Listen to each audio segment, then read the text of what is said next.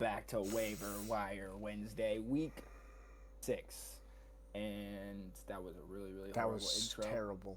It was corny, but guess what? It's not about being corny, it's about being right.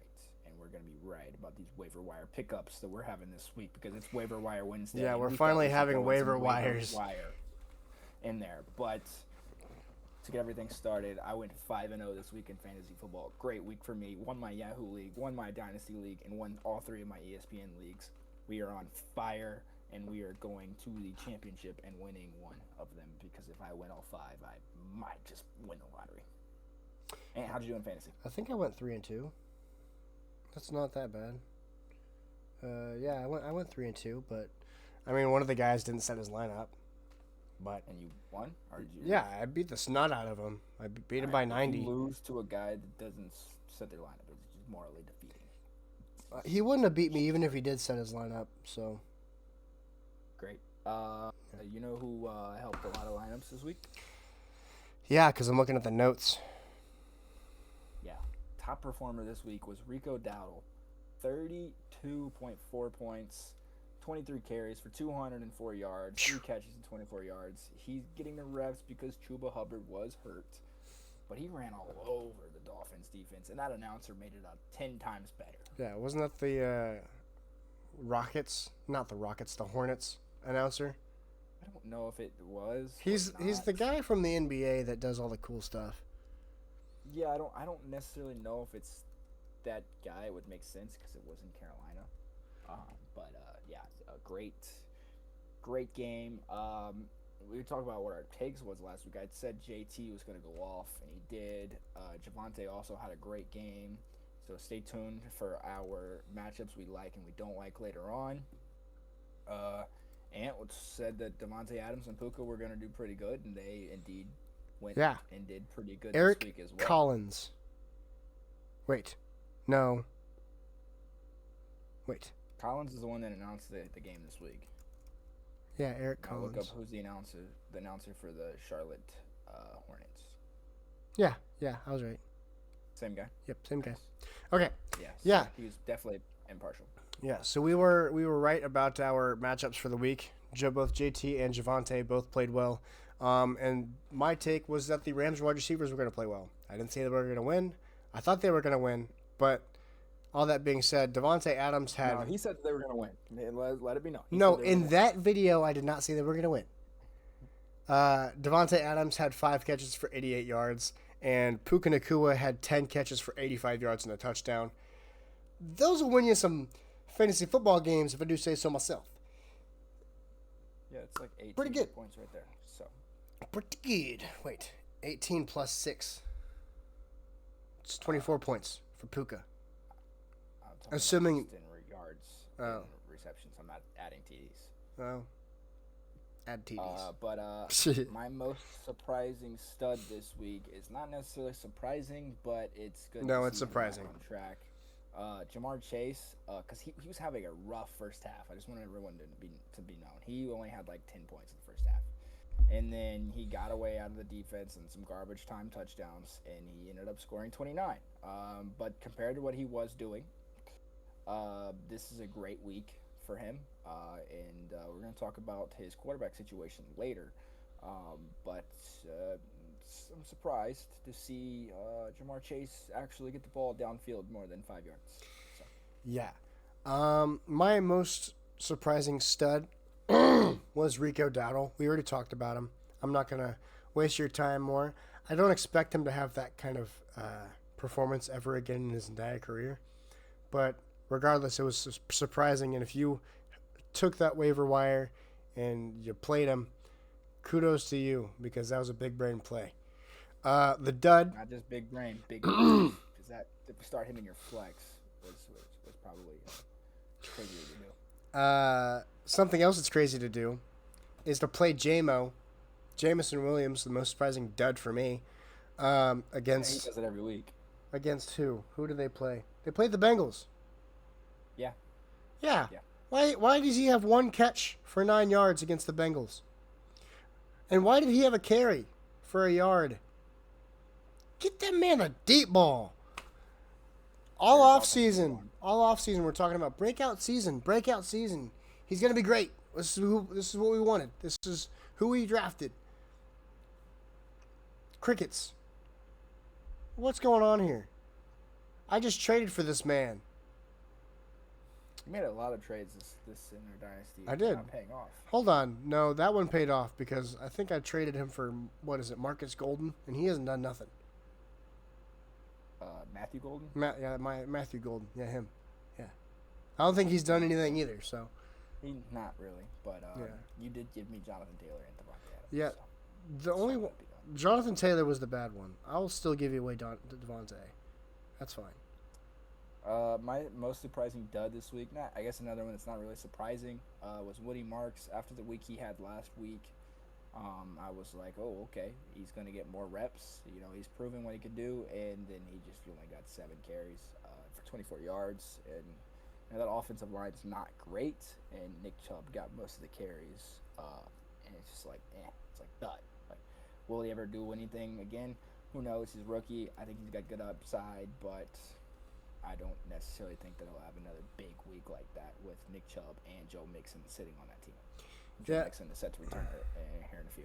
Yeah, but I saw a report today that Joe Mixon is going to have – there's going to be an update on Joe Mixon's leg injury in a couple weeks. I think Woody Marks could be squared away to have this job by next season. With Nick Chubb and Joe Mixon both having injury problems. Yeah. Now to our title of the episode, the waiver wire pickups. We do it this week. Yeah, we figured we'd finally actually do it. I have Mason Taylor, the Jets tight end rookie. In the last 3 weeks, he has 25 targets. If you don't properly play fantasy football, you go off of how many catches they have. You go off of how many yards. No. You want how many targets. Because if they're not getting targeted, they're not going to score points. They got to catch the football. The more you will have the ball thrown to you, the more opportunity you have to score points. I'm not looking at the Jameson Williams, who I know are going to be a deep threat, and they're going to crack off one for 40-plus yards and a touchdown. I know he's a boom-bust player, but I needed him to boom against the Bengals, right? Mason Taylor had 9 catches for 67 yards last week. That's 15 points. 15.7 points, depending on how many, how your scoring is. Exactly. So, and again, 25 targets in the last 3 weeks. That's almost 10 a week. And you're looking at some tight ends that are going to be on some bye weeks. I wouldn't necessarily be opposed to picking him up. A guy that I'm most definitely picking up, and I hope it goes through at 2:58 a.m. in the morning, and I will be looking when I'm up that late to make roster moves. Kendrick Bourne is only owned in 6% of leagues, and how unhealthy the Niners wide receiver room is. I'm happy because he's got the connection with Mac Jones already. Since when they played in the Patriots days, if Mac Jones is still the quarterback, that's a guy that he can go to. Ricky P has not been healthy, and who knows what's going on with Jawan Jennings. I really like Kendrick Bourne. He finished as wide receiver. I think he was wide receiver 6 last week. Yeah, finished wide receiver 6 last week against a decent Rams defense. And he's just finding and making plays, and that's what you need. And again, when we get into these bye weeks, we need a guy we can pick up, and I think he's at a good matchup this week against the Cardinals. Can he figure it out? I think so. It just depends on who else is healthy. If Ricky P's playing, okay, what kind of targets does he get? But I think he's a great addition to even just keep on your squad. You may not even have to start him, but because of how unhealthy the Niners wide receiver room is, he's proven production that he's there. He's only owned in 6% of leagues, guys. You should be able to go out and get him. Yeah. Darn it. Okay. I thought one of the Raiders staff members was fired, so I was looking into that. He was not. Happy. I was. It's our special teams coordinator, dude. That guy sucks. Our special teams is dog water, man. Yeah, I felt that last year with the Niners. Sucks. And then we got rid of Jake Moody, so let's go. He's with the... I'm not even talking about kicking. I'm talking about our team in general. Special teams, like there's no, it sucks. Well, you were right when the first statement said your team in general, the whole team. Yeah, shut up. Speaking of whole teams, the Bengals traded for Joe Flacco today, or not as today, but when we're recording this, so this week, and it marks the third time since 2001 that a quarterback has been traded in division. Drew Bledsoe was one, and Cunningham from the Nope, Eagles. nope. Donovan McNabb. You McNabb, forgot. Yep. wrong one. Was traded to the which was then the Redskins.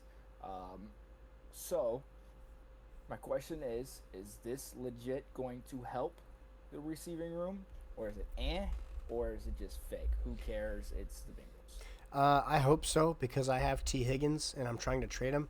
So if he has a game or two that's worthwhile, that'd be good for me. Because at this point, I need players to do stuff now. So. Yeah, he's not looking like he's going to be the number one seed in our dynasty league this year. Not yet. I'm working on it. We got a lot of bad teams in our league though, and they don't trade. Yeah. So. Yeah, it's a little rough for our dynasty league. I'm a full believer, and I think Joe Flacco has had decent receivers in his career that he is going to be able to put the ball in their hands. I mean, if we're being honest, I think Jamar Chase could be the best receiver that Joe Flacco's ever played with. And there's been some good guys, but I think Jamar Chase is probably the best receiver that Joe Flacco's ever played with. And he's played with two other teams in the division already. Yeah. So he's been in that division for a while. He knows what it means. I think it truly does help production-wise. Not maybe as if Joe Burrow was there, but it's not as bad as Drake Browning being there. I think it helps production, and I don't think we should be as scared or as panicking if you have T. Higgins or Jamar Chase as if Jake Browning was in the game. I think the problem still is there that their offensive line's still not good. Yeah, and I feel bad for Joe Flacco because if he's getting hit at 41 years old, he's going to fumble and crumble. He'll probably just retire. He got traded for a bag of chips anyway. Kind of like, what's his name from the Colts? Xavier Howard just retires mid-year. Boom, done. Get him out of there. Our next question. Tyler Warren leading, being a top 3 tight end in fantasy football. I think it's feasible. I think the problem is that the Colts have a lot of targets. They got a lot of ball. They got a lot of people to feed and not a lot of ball to give around. We'll get to another one of those situations later. Yeah, I think it's legit. I think the Colts have always favored their tight ends. It's just the system that the Colts have been known for. And he's just a monster. He's going to find a way to get open. They're going to give him the rock because, let's be honest, he's a beast on the football field. I mean, you've seen it firsthand. I mean, he's really good, and I think he brings everything to the table. I know a lot was like, everyone's like, oh, he's going to be what the Brock Bowers was. Brock Bowers was a good receiving tight end last year. Tyler Warren can do anything you need him to do. He can play quarterback if we're being honest. They let him throw the football. Yeah, he threw the football on Sunday. Yeah. I about peed myself. He runs the football. They give him handoffs. He can throw it. He can catch. He can block. He's Taysom Hill. Everything. Like, he's really, really good. I think he's going to finish the top 3 receiver or top 3 tight end because of all the production he's going to get. I think that is a legit scenario. Yeah. Our third one is having a Bills receiver a bad thing due to the inconsistency or the spreading of targets? I don't like having the Bills receivers because there's never a clear cut. They're a bunch of number 2 receivers. They've never really had that number 1 outside of Stephon Diggs. He was the only reliable target they've had outside of maybe Watkins. Dalton Kincaid. Huh? Sammy Watkins back in the day. No, I'm talking about Josh Allen. I think Josh Allen had a year with Sammy Watkins. Yeah, he's a Popeye's biscuit away from being a tight end. I don't want to hear it. Whoa. Was that Kelvin Benjamin? No, that was Sammy Watkins. Yeah, it was Sammy Watkins. Yeah, get out of here. I don't want to hear anything about him. Yeah, I would. if anything, a Bills receiver should be in your flex, never be your number one. Yeah.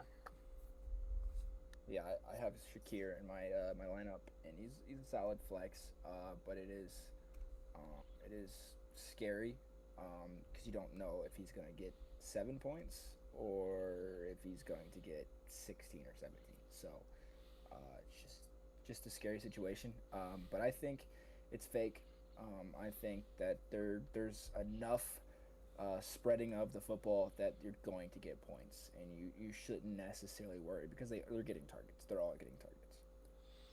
Yeah, that's my worry is that they're all getting targets. Like I mentioned before, is like I like my receivers to have a copious amount of targets, right? Keon Coleman, for example, as I quickly find his stats, has 7 targets, which is the most targets since week 1. So he doesn't consistently get targets, which is my problem. He had 11, 3, 4, 4, and 7. I don't like that. I need 6, 6, 6, 6, 6, 6, 6. I need, relax, buddy. I need a bunch of targets every week, not 3. 3 is what wide receiver 2s get. Right off. 3 is what Dante Thornton gets. Speaking of receivers not getting the ball, Eagles selfish ball wanters. Saquon only had 9 touches last week, and I don't think it was a result of A.J. Brown or Devontae Smith. I think it was a result of A.J. Brown and Devontae Smith winning the football, and you can't win a football game with only giving Saquon Barkley 9 touches. Is it legit that the Eagles are falling apart, and we're gonna have to figure something out with spreading the ball around, kind of like what the Lions have done? I don't know yet. I'm definitely weary of it. I don't have anybody on the Eagles because of it. I think Dallas Goedert is like the only consistent receiving threat on the Eagles that gets his points. So, yeah, like you said, Saquon Barkley only having 9 touches is just unforgivable. Now he is hurt, I guess. He has a did not practice designation, but they didn't actually have a practice, but he would have been a did not practice. So I don't know. Maybe there's some stuff going on there. Like we mentioned in the recap video, go watch it if you haven't already. That there's issues, and I don't like issues on my teams, right? I like teams and players with no issues, people that show up, play football, and are team players, right? That's what I look for my fantasy football. That's what I look for players that I like. It's just how I am, all right? Bijan Robinson, you don't have problems with him. Jahmyr Gibbs, you don't have problems with him. Right? So, speaking of problems, matchups we like this week, we don't have problems with. I'll let you start. Go ahead. I like Javonte Williams against the Panthers. Williams. Cowboys play the Panthers this week? I think so. I sure hope so. Oh man. So that's gonna be a great game for Javonte. Yeah, we probably should have had him in our parlay. But Javonte Williams against the Panthers, I think that the Panthers' defense stinks, especially the run defense. And Javonte Williams has had a great season so far. He's scored a lot of touchdowns. He's been efficient with the football in his hands. And he hasn't put the football on the ground. And if you're winning football games, you're going to run the football. And I don't expect the Cowboys to lose this football game, which means they're going to be playing from ahead. And what are you going to do when you play from ahead and want to win the football game? You're going to run the darn football. So I expect Javonte Williams to get some carries and touches and touchdowns. Yeah, I'm sticking with the running back trend here. I'm going Bill Krosky Merritt as the running back I like. He's developing to RB1 over there for the Commanders, and he's going against the 31st ranked rush defense in the Chicago Bears. He's going to get touches, and that's going to be more consistent, and he's proven that he can break out. I think he can go for a touchdown or two this week. Yeah. Our last spot is matchups we don't like. Dak, what are your matchups you don't like? Yeah, I'm saying the Steelers running backs. There's no really true RB1 there in reps. I mean, yeah, we can look at Jalen Warren and say he's getting majority of the reps, but you're going against the best run defense in the NFL in the Cleveland Browns, and the Browns have pretty much shut everything down. And if you don't have a true clear number one, who's going to step up, who's not going to step up, who's going to get hot? Are they going to take them out because they're giving somebody else reps? I don't know.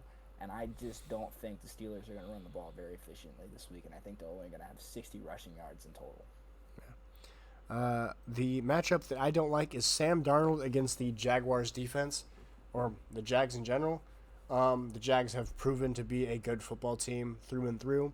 Their defense forces a lot of takeaways and has pressure on the quarterback. The Jags defense is probably the best that he will have played this season. Tampa Bay doesn't have a very good defense. Cardinals' defense is wishy-washy.